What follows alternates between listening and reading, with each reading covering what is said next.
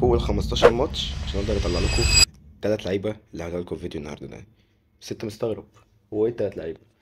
اكيد انت ما تعرفش ان ده فيديو من سلسله جديده على القناه، وهي سلسله ترشيح لاعبين او لاعبين جليتشات، يعني حاجه من الاتنين. النهارده هرشح لكم يعني حرفيا تلات لعيبه. مش يعني مش انا بس لوحدي اللي رشحتهم، انا شفت فيديوهات كتير ناس اجانب حرفيا وناس هنود اكتر ناس شفتهم، وهم بيلعبوا بيهم وهم كمان بيرشحوهم. فتلات لعيبه اللي هشرحه لكم النهارده صراحه هم من افضل اللاعبين اللي ممكن تلعب بيهم، واللي ممكن انت تشتريهم في اللعبه، واللي فعلا تصرف عليهم فلوسك. فقبل ما نبدا، حط لايك وبس، يلا بينا. اول لاعب، طبعا المركز اللي النهارده اللي هنرشحه بيه هو مركز ال بي، دي حاجه نسيت اقولها لك. اللي بيه اهو. مبدئيا اكتر لاعب شفت الناس بتلعب بيه في التيم الاجانب هم يعني حرفيا ولا ده. والنسخه دي ال 109 بس، كان طبعا بيكون مرقينها من 100، يعني من 112 وانت طالع. والله يا معبسين النسخة دي من أفضل النسخ اللي شفتها حرفيا، ولما بيلعبوا بقى بالنسخة الأعلى بيلعبوا بأشلي كول 113، ما بيلعبوش حتى ببرتقالوس.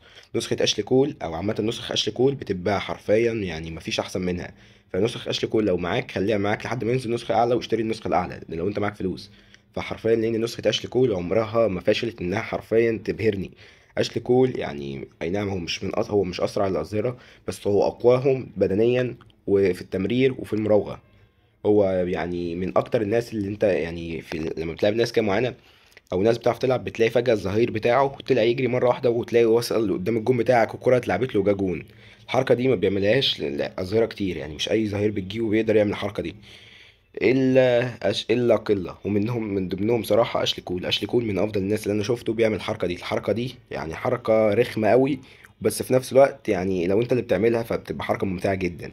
فانصحك جدا ويعني بشده تشتري نسخه اشلي كول. طب تشتري يعني نسخه؟ طبعا اشتري النسخه العاديه للنسخ، او تشتري النسخه دي، او حتى النسخه دي، او حتى النسخه دي.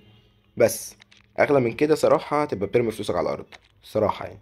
رقيه انت احسن، يعني انت رقيه. طب ايه اللاعب التاني؟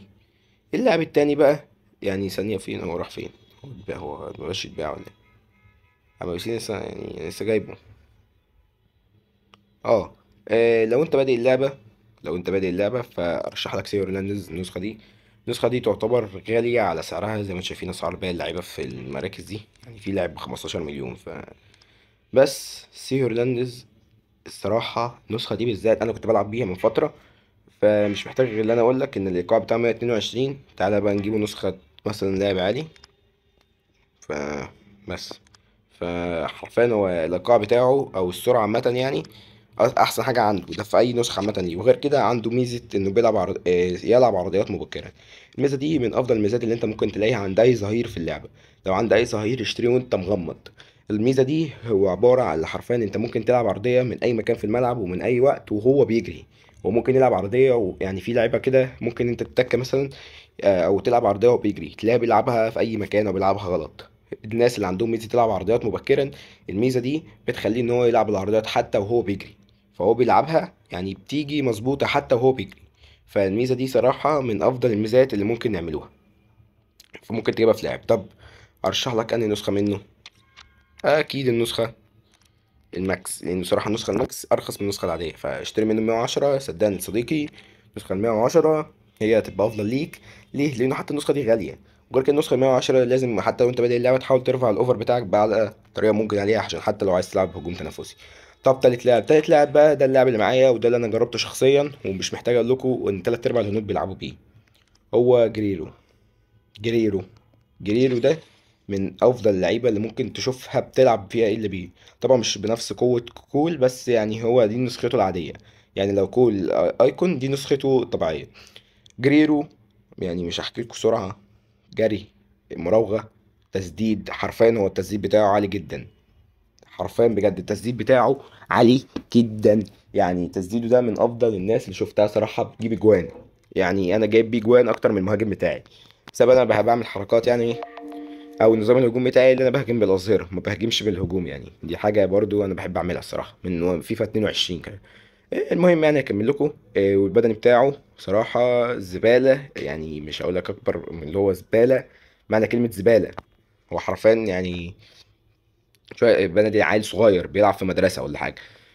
بس صراحه كل يعني كل حاجه ولها عيبها. بس هو كدفاع كويس، كهجوم كويس، مراوغة، تمرير.